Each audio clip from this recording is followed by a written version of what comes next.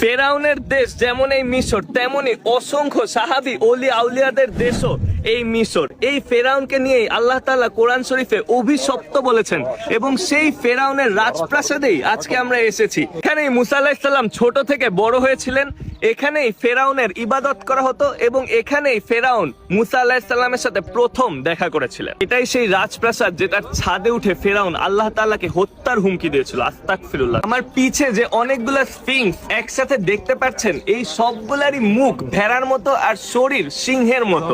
এটাই ছিল সেই ফেরাউনের রাজপথ। এখান দিয়ে সে হেঁটে যেত এবং দুই দিকে গার্ডস দাঁড়িয়ে থাকতো। এমনকি এই রাজপথেই ফেরাউনের সব গ্র্যান্ড পার্টি এবং ইভেন্টস হতো। আর একটু সামনে যেই আমি আপনাদেরকে দেখাবো নিচে যেখানে ফেরাউনের মূর্তি আছে, আপনারা ওখান থেকে দেখতে পারবেন যে ফেরাউন দেখতে কেমন ছিল, যেই ফেরাউন আমাদের কোরআন শরীফে বর্ণিত আছে। প্রতিটা স্ফিংস এর নিচে আপনারা দেখতে পারবেন ফেরাউনের মূর্তি আছে।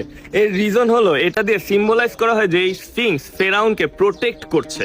আপনি যদি দি গ্রেট স্ফিংস দেখেন, দেখবেন যে ওটা সেকেন্ড বড় পিরামিডের সামনে বানানো হয়েছে। এর রিজন হলো তখনকার মানুষ ওই দি গ্রেট স্ফিংস কে বানাইছিল সেই রাজাকে প্রোটেক্ট করার জন্য। বন্ধুরা, আমার পিছনে আপনারা যে দুইটা বড় দেয়াল দেখতে পারতেছেন, এই দুইটা দেয়ালের কথা আমাদের কোরআন শরীফে সূরা আল কাসাসে বর্ণিত রয়েছে।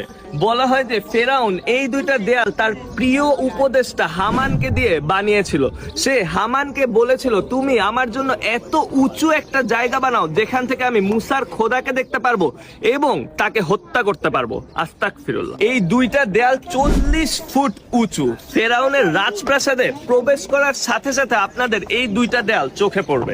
সেই সময়ে মিশরে বনি ইসরায়েলদের একটা জাতি ছিল, তারা এখানে অনেক অত্যাচারিত হতো এখানকার লোকাল মানুষদের দ্বারা এবং ফেরাউনদের দ্বারা। ফেরাউনরা এবং এই মিশরের মানুষরা তাদেরকে দাস হিসেবে ব্যবহার করত।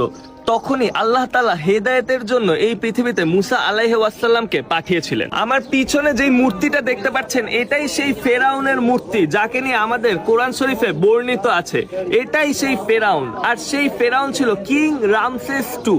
উনি দেখতে এমনই ছিলেন এবং উনি নিজের জন্য এই মূর্তিটি বানিয়েছেন। আর এই মূর্তির নিচে আপনারা যে আরেকটা মূর্তি দেখতে পারতেছেন, অনেকেই বলে যে এটা নাকি আসিয়ার মূর্তি। ফেরাউনের নাকি টোটাল 36টা ওয়াইফ ছিল, আর তার মধ্যে ওনার সব থেকে প্রিয় ওয়াইফ ছিল আসিয়া। এই কিন্তু সেই আসিয়া যে মুসা আলাইহিস সালামকে ছোট থেকে বড় করেছেন।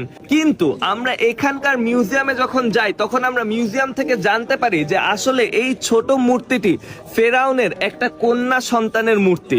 আর ঠিক আপনারা তার অপোজিট সাইডে যেই মূর্তিটা দেখতে পারবেন, এটা হচ্ছে আখনাতুনের মূর্তি। আখনাতুন ছিল সেই ফেরাউন যে প্রথম ইসলাম ধর্ম গ্রহণ করেছিলেন।